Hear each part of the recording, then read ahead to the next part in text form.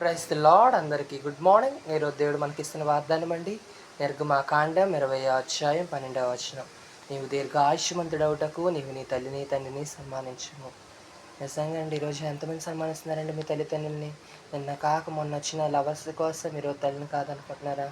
అమ్మ ఫోన్ చేస్తే, నాన్న తిన్నారా, బాగున్నారా, ఎక్కడున్నారు నాన్న, ఎప్పుడు వస్తారు నాన్న ఇంటికంటే, పెట్టవమ్మ ఫోను, ఎప్పుడు చేసావు కానీ తిన్నావులే, పక్కన పెట్టి ఫోను అని మాట్లాడతారు.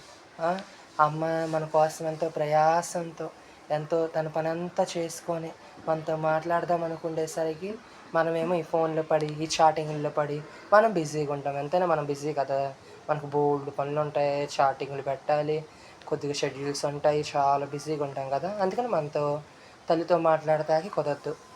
తల్లితో ఇప్పుడు అమ్మ ఫోన్ చేసింది అనుకో, చెప్పమ్మ 2 ముక్కలు తేల్చు అంటాం. అదే ఎవరు ఫోన్ చేయగలని, చెప్పు బేబీ, ఎక్కడున్నావు బేబీ, తిన్నావా బేబీ అని మాట్లాడతారు. అది పాతోళ్ళు పెద్దోళ్ళు ఒక సామెత అంటారు, పెళ్ళం వచ్చిన తర్వాత అమ్మేమో అల్లం అయిపోయింది, పెళ్ళం బెల్లం అయిపోయింది అంటారు. అది నిజమే అండి.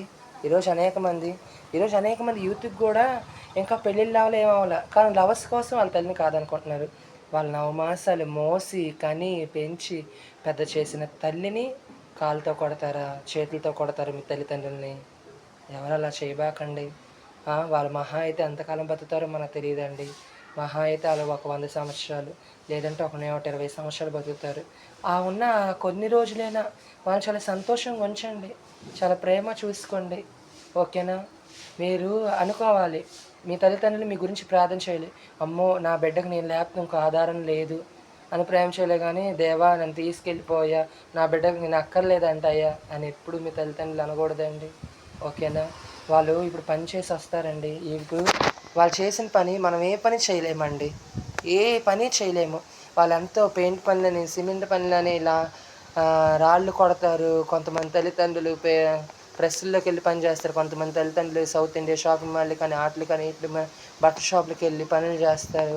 వాళ్ళు మంచి మంచి బట్టలు వేసుకోలేక కాదండి, వాళ్ళు చినిగిపోయిన బట్టలు వేసుకొని వాళ్ళ మొహానికి మాస్కులు పెట్టుకొని మనకి ఎంత అందమైన మంచి మంచి బట్టలు ఇస్తున్నారంటే వాళ్ళు వేసుకోలేక కాదండి. నా బిడ్డ బాగుంగా ఉండాలి, నలుగురిలోకి వెళ్తున్నాడు నా బిడ్డ మహారాజులాగా ఉండాలి, నలుగురిలోకి వెళ్తుంది నా కూతురు మహారాణిలాగా ఉండాలి అని వాళ్ళు చినిగిపోయిన బట్టలు వేసుకొని మనకి ఇలాగ అందమైన బట్టలు ఇస్తున్నారండి మన తల్లిదండ్రులు.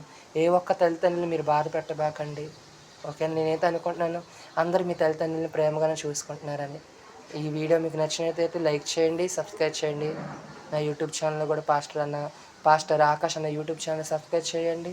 ఇన్స్టాగ్రామ్లో నాకు ఫాలో చేయండి, లైక్ చేయండి. God bless you. Praise the lord.